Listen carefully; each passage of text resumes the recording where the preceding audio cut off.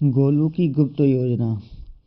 गोलू, जो कि एक छोटे से गांव का बेहद शरारती और खाने पीने का शौकीन लड़का था, अपने अजीबोगरीब हरकतों के लिए पूरे गांव में मशहूर था।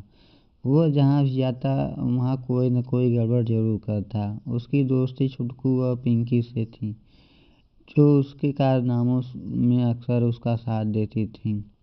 गोलू का सबसे बड़ा सपना था कि वह एक बार मेले में लगे विशाल रसगुल्ला प्रतियोगिता को जीतकर पूरे गांव का हीरो बन जाए। लेकिन समस्या यह थी कि मेले में भाग लेने के लिए उसे कम से कम 10 किलो वजन घटाना था, क्योंकि प्रतियोगिता में केवल फिट और फुर्तीले लोग ही हिस्सा ले सकते थे। गोलू की चुनौती। जब गोलू प्रतियोगिता के नियम सुने तो उसे पहले अपनी हालत पर पहली बार गंभीरता से विचार करना पड़ा। वह अपने गोल मटोल पेट को देखकर बोला, अरे भगवान, यह पेट कम कैसे होगा? मैंने तो आज सुबह ही 10 पराठे खाए हैं।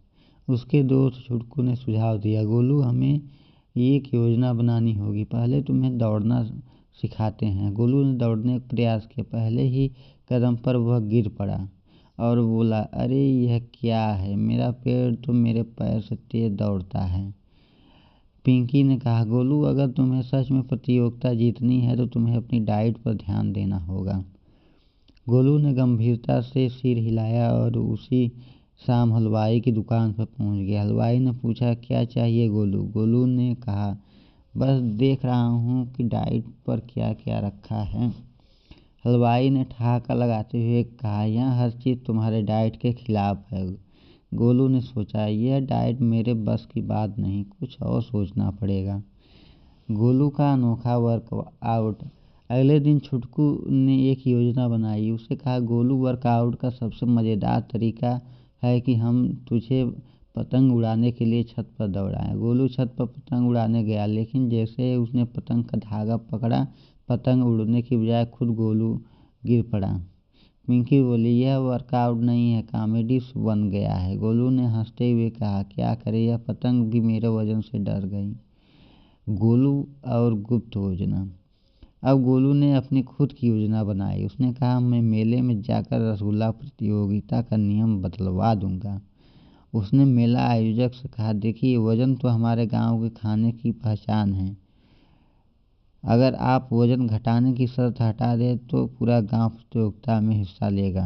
आयोजकों ने उसकी बात पर हंसते हुए कहा, गोलू, तुम हमेशा से ही हास्य का पिटारा हो। ठीक है, हम शर्त बदल देंगे। प्रतियोगिता का दिन आ गया। गोलू पूरी तैयारी के साथ मंच पर पहुंचा। प्रतियोगिता का नया नियम था कि सबसे ज़्यादा रसगुल्ले खाने वाला ही विजेता बनेगा। यह सुनते ही गोलू के चेहरे पर चमक आ गई। गोलू ने रसगुल्ला खाना शुरू किया। 10 मिनट में उसने 50 रसगुल्ले खा लिए। दर्शक हंसी और तालियों से झूम उठे। छुटकू और पिंकी भी उसका हौसला बढ़ा रहे थे। गोलू की जीत। आखिरकार गोलू ने 100 रसगुल्ला खाकर प्रतियोगिता जीत ली। वह मंच पर चढ़कर बोला, आज मैंने साबित कर दिया कि पेट ही असली ताकत है। दर्शकों ने ठहाके लगाए और गोलू को मेले का हीरो घोषित कर दिया।